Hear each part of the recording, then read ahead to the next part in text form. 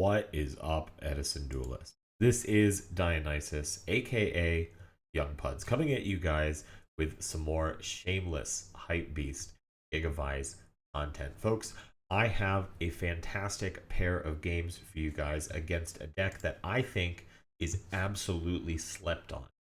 Slept on in the realm of Edison. And fortunately, we play with our hands revealed for both players so you can tell right away what's going on. That's right, it's this Uria Lord of Searing Flames deck. I've seen duelist Adam JM95, big time friend of the channel. Shout out Adam JM95. Play this deck not once but twice, and I gotta say, I was really impressed with what this deck is doing.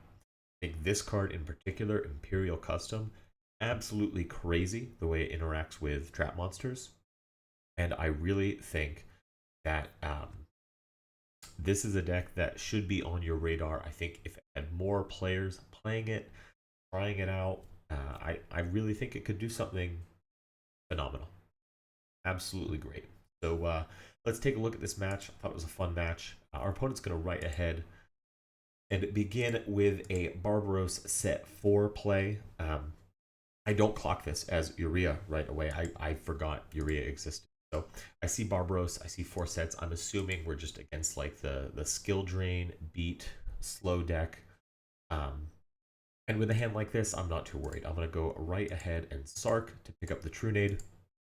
That's going to play around Starlight Road and hopefully out all that back row. Not even going to try to play into it, but I'm feeling good. We've got Lone Fire, we've got Mark, and DDR, so that's going to be some gas. We've got some combo potential.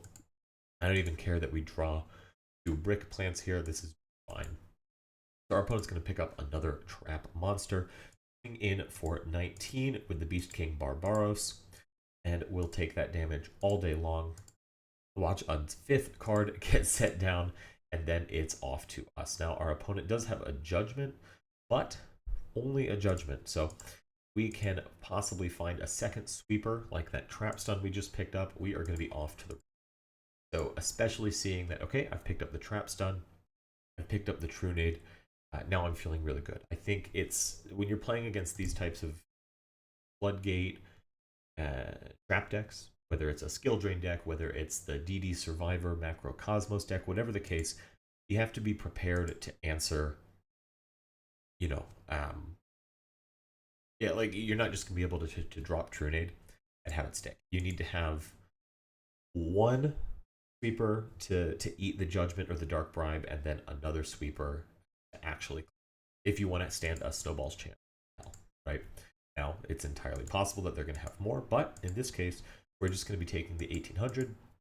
We'll take the 1900, and then it's going to be our. So we do pick up a supervise for turn, which is absolutely fantastic. It's also time to add the Trunade, so this is where things are going to get good. If you're interested here, go ahead and take a moment, pause the video, let me know what you would do. You really have a lot of options with a hand like this. One of each equip, a couple discard fodders, Lone Fire. The world really is your oyster. So let me know what you would do. I'll show you what I chose to do. So I'll think for a second. I'll fire the trap stun first. And believe it or not, that's actually allowed to go through. So I'm feeling great. That preserves my Trunade. And I am going to go ahead and use the Trunade just to play around a potential set MST, Book of Moon, something like that. The trap stun went through, so Judgment is going to protect. I'm assuming he chose not to Judgment there because, you know, if he does, then I'm just going to fire the Trunade anyways. So maybe there's a world where I don't, you know, fully combo. But here's what we're going to go ahead and do. I go Lone Fire for Gigaplant. And then we'll equip the Supervise to the Gigaplant. Giga effect for copy from hand to make Power Tool Dragon. Supervise brings back the Gigaplant. And now Power Tool Dragon effect activates 66%, will round up to 100%, except not now, but it doesn't matter because we have Mark of the Rose and DDR, so we just take the Barbaros.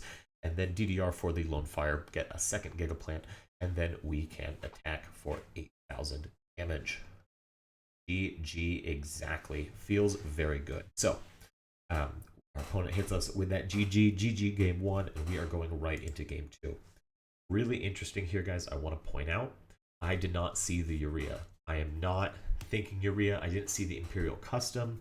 I saw the Trap Monster, but I'll be honest, I didn't clock the Trap Monster. Okay, this is so.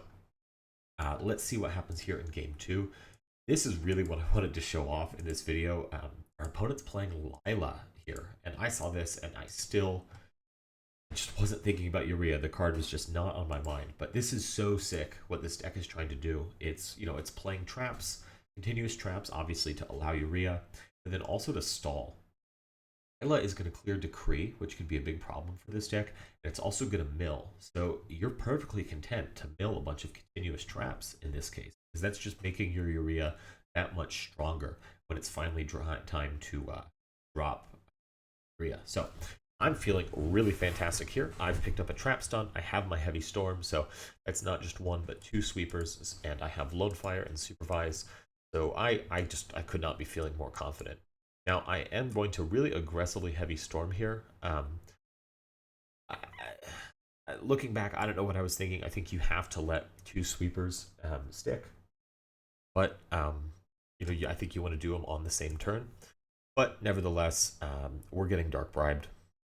And, well, we'll get to draw a card, and then we are going to set one. I can't set the trap stun here because of Lyla. Oh, okay, yeah, that's why we're using the heavy storm right away. Lyla also, yeah, it's playing defense on trap stun, not just decree, really causing problems here. So here comes a second Lyla, and I'm not happy at all to see that. My, you know, attempt to just, I'll just set the Foolish Burial, eat the Lyla, next turn I set the trap stun. That's not going to fly. There's two Lylas now, so I'm really feeling like I'm in trouble. We're going to lose the Foolish Burial, but there's still a second Lyla to contend with. Not going to be easy to get that off the board. Milling 6, and then I see the Uria come down, and then it clicks. I realize exactly what's happening. There's already 1, 2, 3, 4, 5 continuous traps in the grave. If I want to play it all, Mask of Restrict has to come off, so regardless, that's a 6k Uria coming down. I'm in trouble. I'm going to go ahead and dandy to clear the Lyla. Hopefully we can stop some of the milling from happening, but like I said, definitely in big trouble here. He's going to pick up a Metal Reflex Slime, run over my dandy, and I'm hoping I can get him to go ahead and waste the Lyla on the SSN. And he does, in fact, so the trap stun's going to get a chance to not find his way to a Dark Bribe or anything like that. We're going to pick up the Furt for turn, which is just absolutely fantastic. So we're going to go for Miracle Fertilizer, bring back the Dandy. That is going to let us run over the Lyla. I want it off the board, and I'm just going to set a 1, pass it off the opponent. He's going to go ahead and draw the Uria for turn, which is just about as devastating as you can get, but he'll first be summoning the Lyla. Lyla's then going to clear my trap stun. I have to chain the trap stun to call the Haunted, but it doesn't matter because here comes this giant Uria attacking over my Dandy.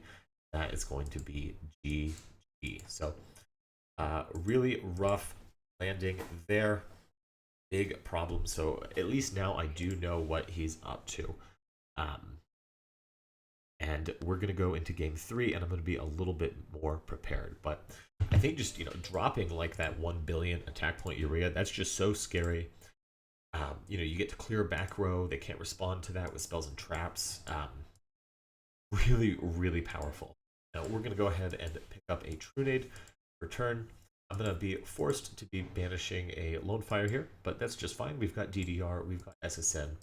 So I'm going to be starting off the game with full combo here.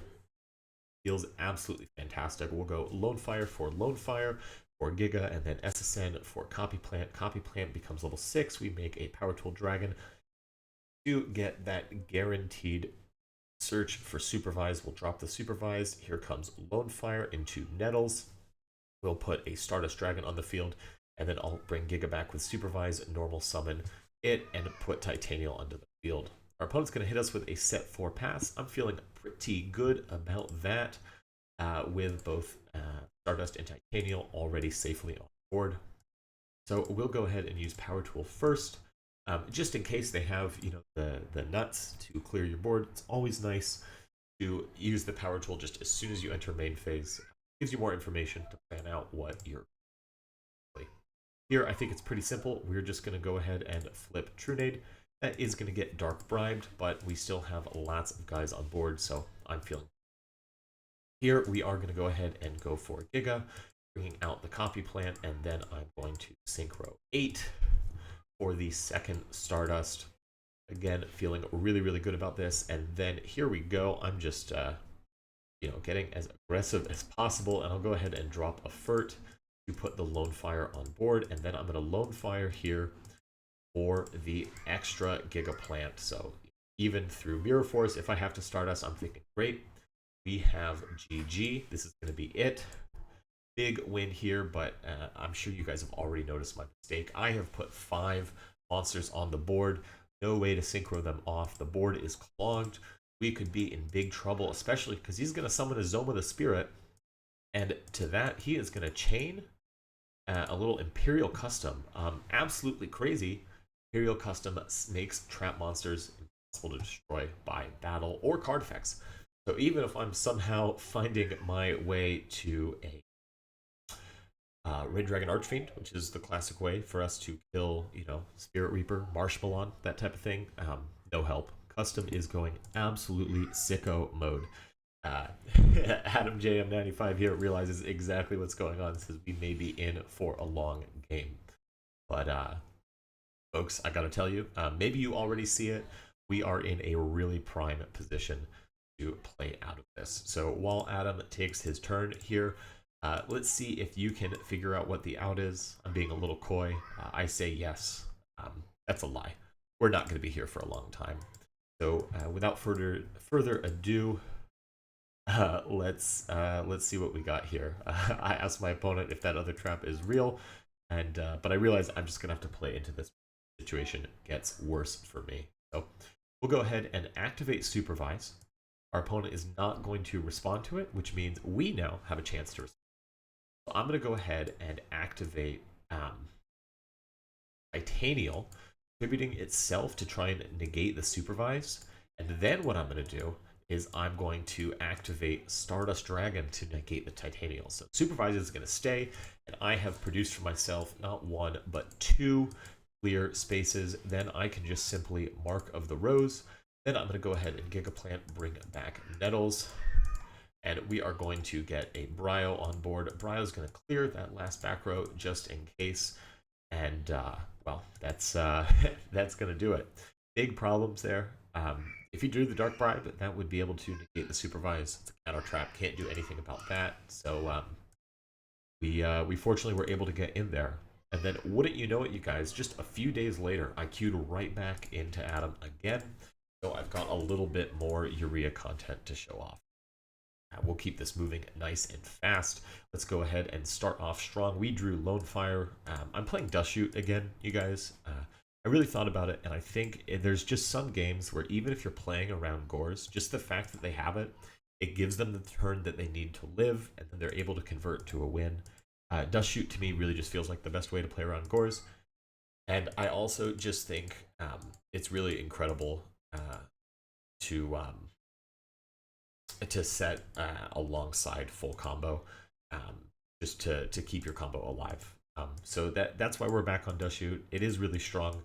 Not even sure if it's optimal. I think a big thing to consider also is that, the biggest advantage of Dust Shoot, of getting the information, if you're good enough, you can be making those reads, and that benefit drastically decreases. But I'll be honest, you guys, see the dots getting yellow, big time for honesty. I'm just, I'm not that good anymore. I'm a little washed. It's happened. Happens to the best of us. Regardless, we're going to go ahead and combo here. I do miss the 66% second time in this video, but we're going to start off with the Dust Shoot, take a look at my opponent's hand, and I do see that we are on Uria deck again. Now, I do have the benefit of, I talked to Adam after that last match that I played, and he was kind enough to share the deck list with me. And so I kind of know a little bit more information now. But regardless, I'm going to go ahead and choose to put back the Sandgan. I'm kind of okay with Gale being there. My big thought process is I want something to mark, and then Sandgan's going to get set face down. The other monsters are not. So I don't really care that he's be able to clear my Gigaplant or my power tool with scale. I've just got too much in my hand. So he's going to set 3. I go ahead and storm here. If he's got a Stardust, I'll just mark the Stardust, and now I have a little more insulation.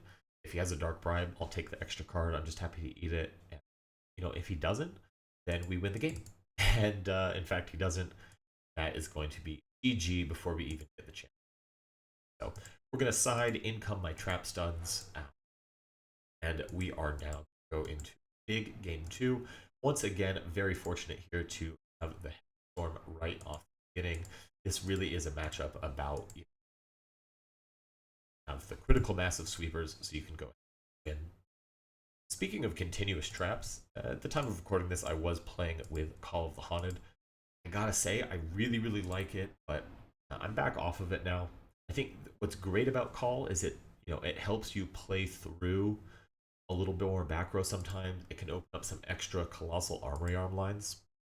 But on the downside, it just does nothing if you've got a sweeper involved. It also does nothing to insulate an end board. And I think, really we're at a premium for traps in this, and I want to have a trap that's going to be really strong pairing with my end board. So that's really what I'm focused about. Like an ideal situation, I'm going to go first. I'm going to make a board, and then I'm going to set 1 to 2 traps that are going to be sufficient to keep my board safe. So our opponent's going to go ahead and activate Skill Drain just to get the Magic Planner in play, draw some more cards. We've got Wall, we've got Gravity Bind, Custom up. He's going to draw into a Dark Bribe. So pretty scary stuff. There comes the Card Trooper. I know what he's trying to do. He's trying to fill up the graveyard with traps. Not really a problem for me, so he's going to go ahead and set 2 more cards. So we've got Torrential on board, Custom on board, G-Bind, Dark Bribe, and Healing Light. So definitely pretty intimidating. We still got 1 more turn to wait for the Trunade, so I'm just going to use the Hidden Armory I picked up to get a Supervise. So now we have some combo coming at us, ready to go. And here comes our opponent. So he's going to draw for turn. He's got 5 cards in the back row. No way to move any of those. Picking up another trap is help. Going to mill 3. Does see 1 Uria out of the deck. Happy to see that. 1 less thing to worry about. Make it slightly harder. Now he's just at a 1 in 13. Find the Uria. Then we're going to draw. We do pick up a Esophagus for turn, and it will get our Trunade here in standby phase. So I've got the 2 sweepers. It's time to go ahead and fire them. He is going to Dark Bribe our Trunade. We'll pick up a second Supervise. Love to see that. He's going to hit us with the Imperial Custom in response to our Heavy Storm, and then he'll chain Gravity Bind as well as the Ball. So that's going to be enough to get the Torrential Tribute out, and fortunately, Gravity Bind, Wall of Revealing Light, these are cards that disrupt our attack patterns, but they are not going to be disruptive to our actual combo. So since we've got the 2 Supervise, I'm just going to go right into things. Before I commit, let me ask you guys, what are you going for here? What is your win?